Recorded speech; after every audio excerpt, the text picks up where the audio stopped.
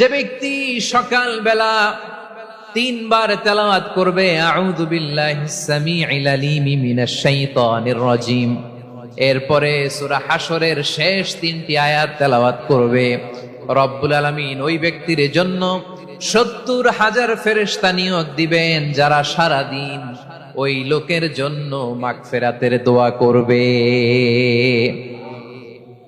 শুধু এখানেই শেষ নয়, বিশ্বনবী ফরমান ওয়াইন মাতা ফি যালিকাল ইয়াউমি মাতা শাহীদান, ওই দিন যদি ওই ব্যক্তিটা ইন্তেকাল করে সে শহীদ হয়ে কিয়ামতের দিন আল্লাহর সামনে দাঁড়াবে।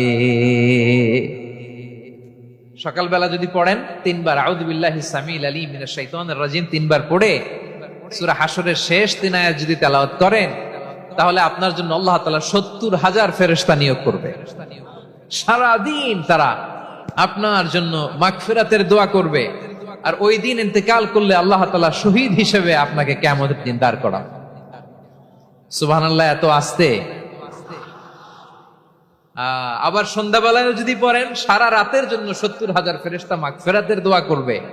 ওই রাতে মারা গেলে শাহাদাতের মৃত্যু নসিব হয়ে যাবে।